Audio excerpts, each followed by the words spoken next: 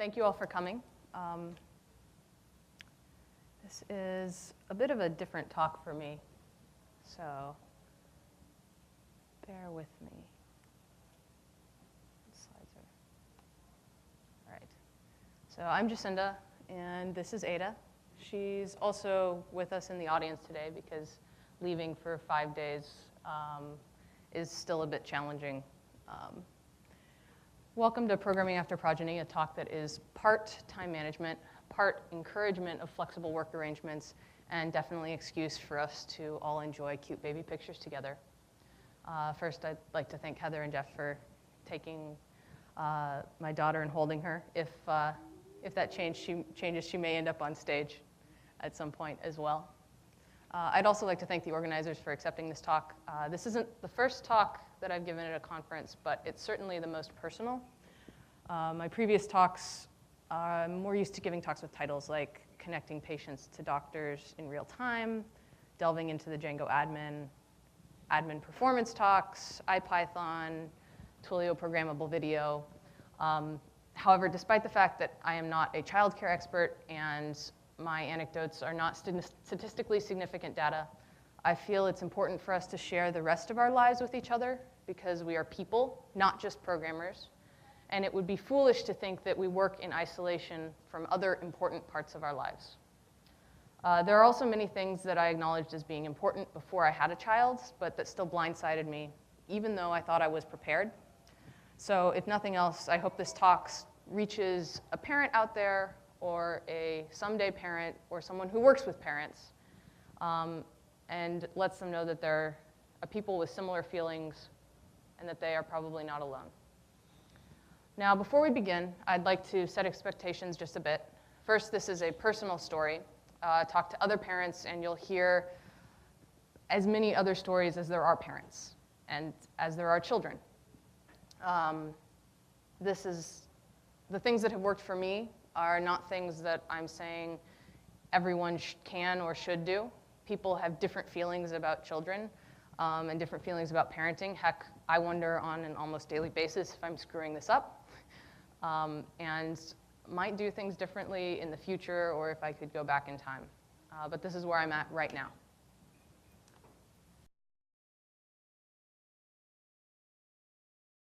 My daughter entered the world about 2 weeks late, so she was right on par with programming even then. Nothing ever arrives on time. We had actually struggled with infertility, a pregnancy loss, and long induction, all topics for another time, but that I'm happy to share more about with anyone who has questions. And we were delighted she was here. I was exhausted and needed to heal, but incredibly happy. I had started maternity leave a few days earlier when I had gone to the hospital and was looking forward to time to recover and to get to know this brand new little person. So it was time for expectations to meet reality. Before I had a child, I expected that it would be tough. I knew plenty of other parents. I had 3 younger siblings. I'd spent quite a bit of time around babies. I thought I knew what I was getting into. I'd done a lot of reading. Oh yeah, books are great. I knew I would have a small human being who'd take up an awful lot of time, but in between diapers, feedings, and nap time, I would have some time to myself, right? Yeah, no. So that's my daughter when she was about 4 months old. This is my daughter when she was about 9 days old. The first few months are not what you picture when you think about babies. Newborns eat every 1 to 2 hours around the clock. Maybe 3 if you're lucky. They don't sleep for long stretches of a time. They're actually, except in some cases, physically incapable of doing that. There are exceptions, just like everything else, but most newborns don't sleep for very long at any stretch of the time. They have stomachs that are about the size of, I think it was a marble by the end of the first week, and they're like this big when they're born. So they have to eat frequently because they really can't eat a lot at any given time. And then I also thought I have 12 weeks of maternity leave to figure this out. That's plenty of time. So keep that in the back of your mind. because I have to take a necessary detour on this talk and just go through the obligatory. The US has no guaranteed paid maternity or paternity leave. We rank dead last in the OECD, in company with only Papua New Guinea. This is a ranking of other countries in the OECD and how much paid maternity leave they provide. It's fantastic that so many tech companies have fabulous leave policies. Google, Amazon, actually, I'm not sure how good Amazon's is. I think it's good. But I know Google's, Netflix, Facebook all have great maternity leave policies and paternity leave policies. But that leaves out a whole bunch of people. And this is not something that should be dependent upon employment status. In 2014, only 13% of US civilian employees had any access to paid family leave. The Family Medical Leave Act provides 12 weeks of unpaid leave, which means that after you've given birth, you have 12 weeks where you may not be fired from your position. But only 60% or so of US workers are actually eligible for the Family Medical Leave Act. So that means 40% of people who are employed are not eligible for the Family Medical Leave Act. And remember, that's unpaid leave. So 40% of US employees, if they had a child, would not be eligible to take any form of leave and have their job be guaranteed when they came back. Additionally, the World Health Organization recommends 6 months of exclusive breastfeeding with 1 year as a primary nutrition source. Nursing can be hard. Pumping can be harder. And good parental leave policies make this easier. It's hard to even think you have breastfeeding figured out at 12 weeks. And going back to work at that point for some people is easy, and for a lot of other people is hard. The US does not do a good job of supporting those people. This is not the main thrust of my talk, but I felt like I needed to include it because it's something that we don't do well here in the US and that we should do better. So back to my personal story and not statistics. Here are a few more details about my expectations. I expected that 12 weeks would be plenty of time to figure out everything I needed to know, and that I would be ready to go back to work at that time, and that she would be ready to go to daycare. I expected that by 12 weeks, she wouldn't be sleeping well, but that we would have started figuring something out. I expected that she would go to childcare and that she might be a little unhappy with unfamiliar caretakers, but that she would adjust. I expected that pumping would be easy. I was wrong. Reality, 12 weeks is short. This is actually a picture of Ada from when she was 13 weeks old. At 13 weeks, babies are still generally immobile. Most of them can't even roll over yet, and are only starting to develop reasonable head control. The other reality is that babies are individuals, and all of those expectations I had about how she would do with other people, how she would sleep, how I would do all of the things that the book said I should do and that things would turn out fine, it didn't happen. From day one, she had a vocal personality. She hated car seats, swaddles, and strollers, which leaves out pretty much all of the sleep strategies that they tell you about. It would take 40 minutes to an hour to get her swaddled and down, and then she would sleep for about 20 minutes in the swaddle and wake up screaming. This meant that a lot of the things that you typically hear from people, like, have you driven them around in a car? Oh yes, we tried that. That's the baby equivalent of how have you restarted your computer? She also had silent reflux, which is essentially baby heartburn, except that you don't actually see the spit up as much. And she refused a bottle for a long time. None of these boded well for a seamless transition back to work. And as you can see from this early photo, for her, strollers were great for carrying everything except the baby.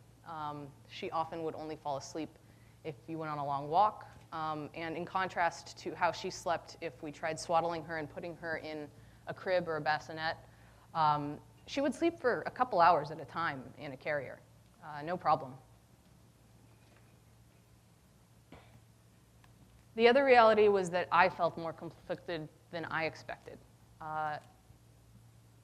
At 12 weeks, I didn't feel ready to just hand her off to daycare. I love my job, but I wanted to be there for this, and for this, and for this. But like I said, I really love my job. So how could I make this work? Well, the engineer in me was like, okay, well, this is part of it. I would sit on a yoga ball, which was one of the ways that we could get her to fall asleep, was bouncing on a yoga ball in a carrier, and work on my laptop. This is actually, I think, when I was still on maternity leave in our chat program. All right, and she can come join. Hey there.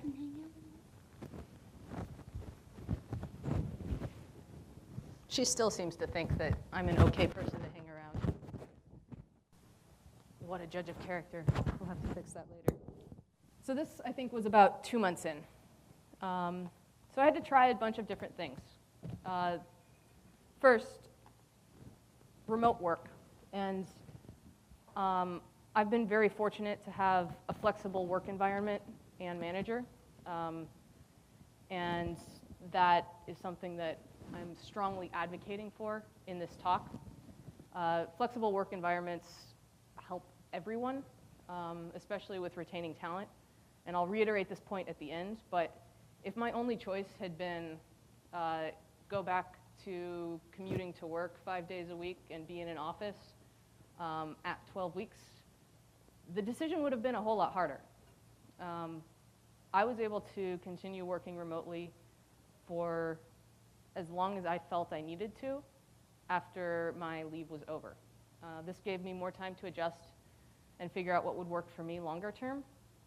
I didn't feel any pressure to return to the office before I was ready. And this is something that I am very, very grateful for, and that is something I just can't express how fortunate I feel to have been able to do that. And I want to strongly advocate, if you are an employer, have policies in place like this, and you will retain employees. I also was fortunate to have some family support from in-laws who live nearby. So they were able to actually watch Ada a couple days a week and provide a better transition because she was familiar with them already. And last thing that I would say from my story is daycare is not necessarily the only option. It wasn't realistic for me to, especially as Ada got older and didn't just sleep all the time, it wasn't realistic for me to only work while she slept. She was getting more active and needed more attention.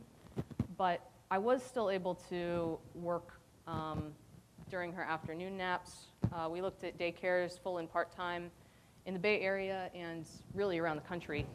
Those are pretty expensive and have long waiting lists. So we also looked at the cost of a part-time nanny. Let's hide that, shall we? Bless you.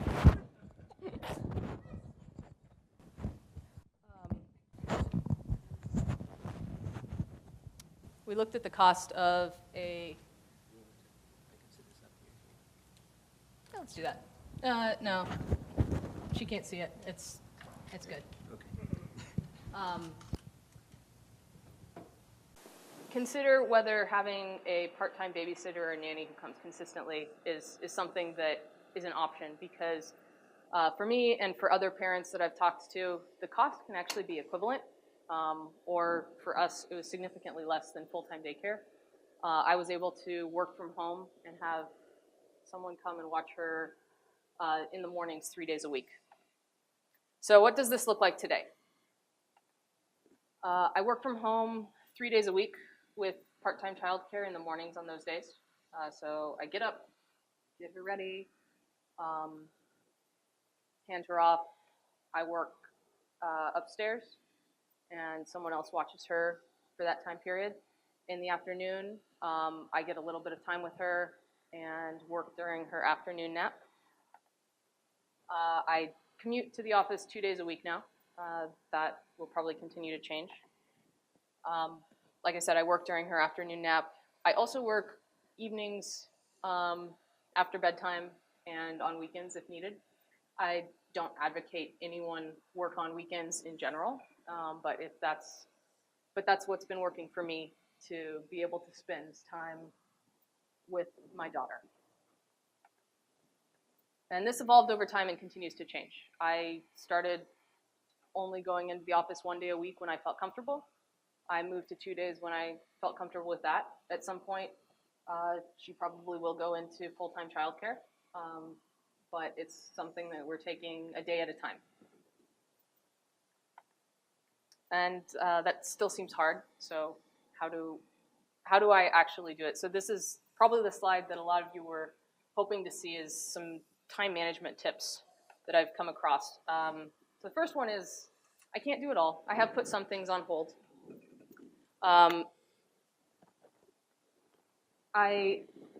realize that this is a temporary thing, and that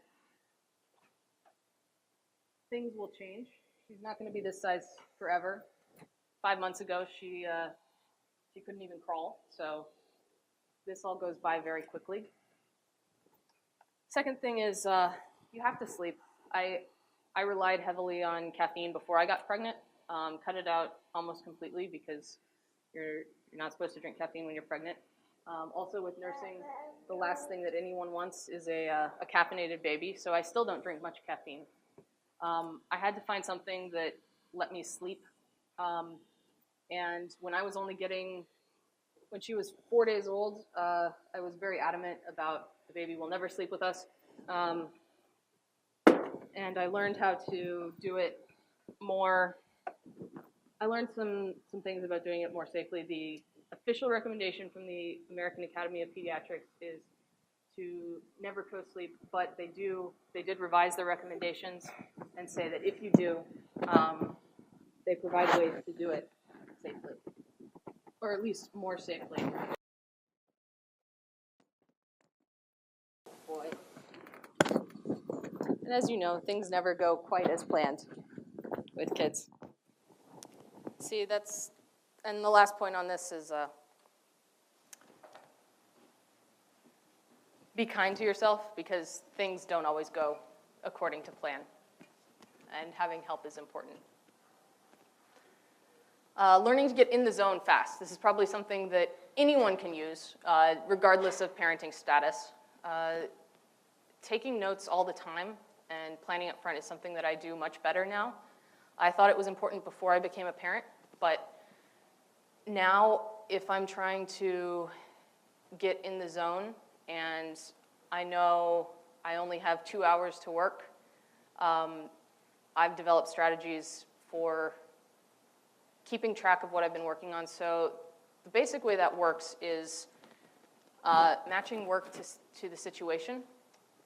What I've been doing is, instead of tackling a coding problem like I might have in the past, where I would write down a general outline and map out what I wanted to do, but maybe leave out some details, I now map out in much more detail up front what I want to do, and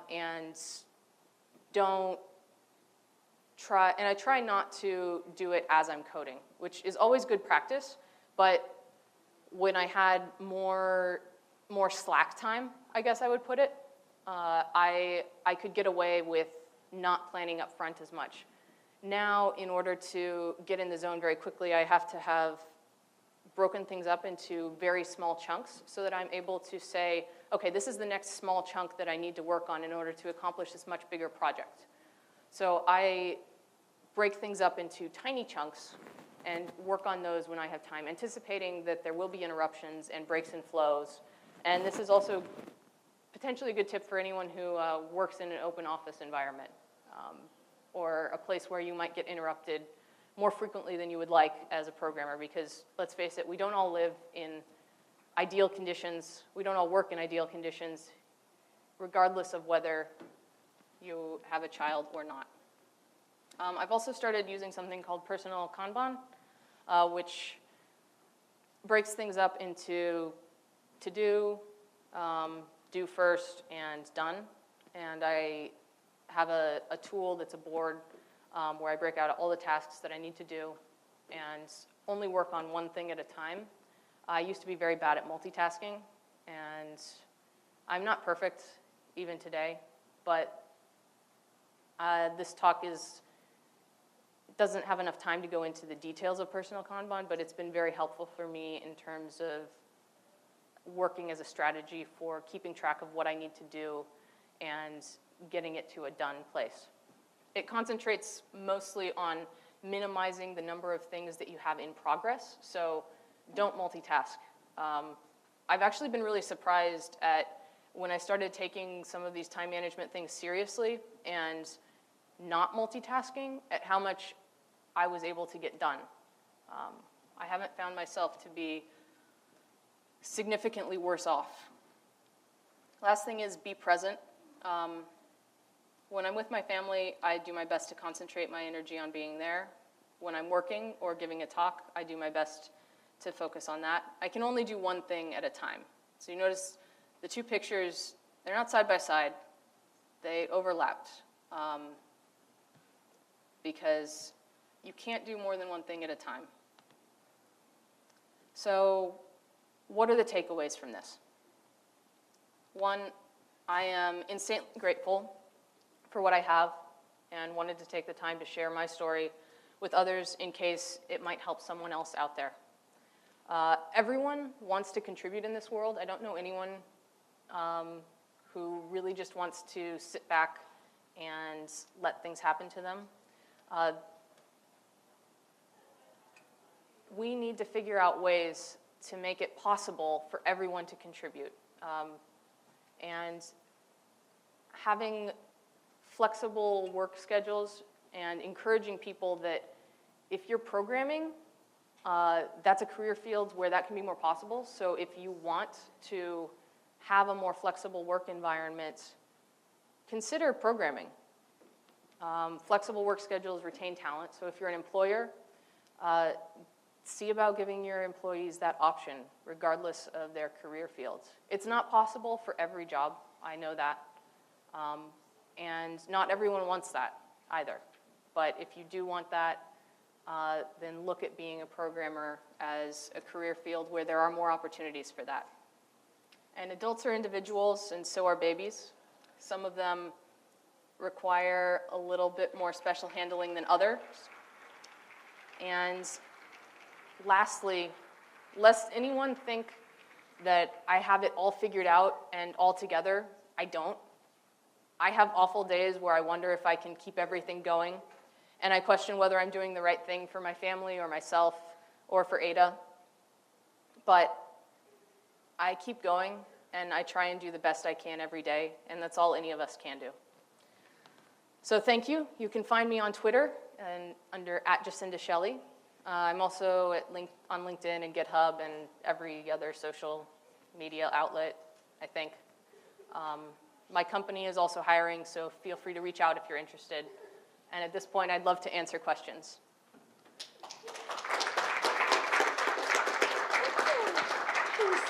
Yeah.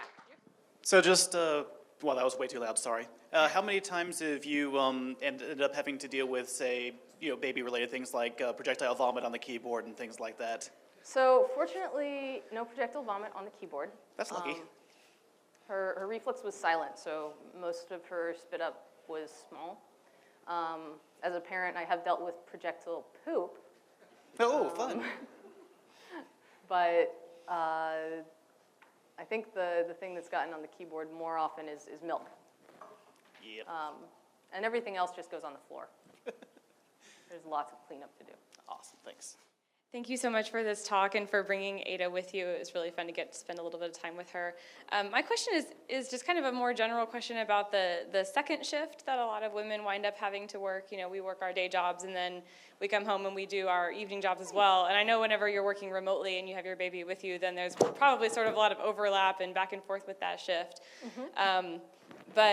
And I don't even know that I have just kind of a specific question other than just, do you have general thoughts on being a mom who is also working full-time and splitting those duties with your partner and kind of that second shift in general? Probably no tips that haven't already been spouted. Communication is key. Like, figure out what responsibilities you want to divvy up. If you're both working full-time and you can afford it and you both agree to, getting help for non-baby related activities or baby related activities and paying for it, even if it's short term, and you're like, okay, we'll do this for the first year and then not do it afterwards, can be insanely helpful. There's actually a study, there was actually a study that was done recently where I think they paid people $40 versus just paying for them to have $40 for takeout, or just paying for takeout or paying for someone to clean their house for them. And the people who had the service or the takeout or the house cleaned were happier with it than the people who just got the $40.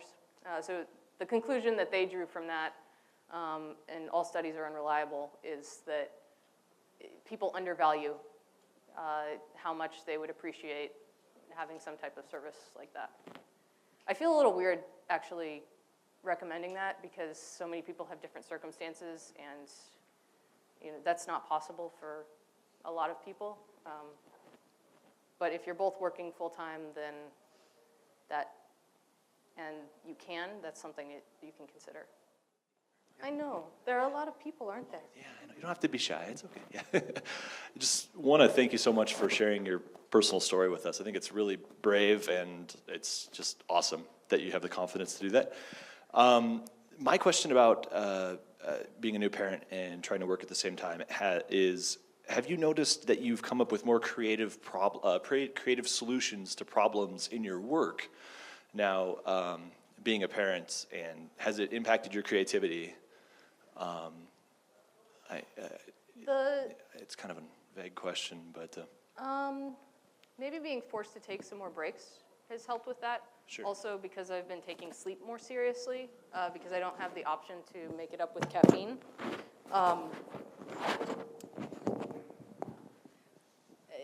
That may be contributing as well to me being more creative. I think I undervalued, or actually I know I undervalued the importance of sleep before I had a child. Absolutely. Absolutely. Yeah. Thank you. You want to say something? I think that people are waiting for the next talk. Okay, and that's it, and thank you very much. Thank you all very much.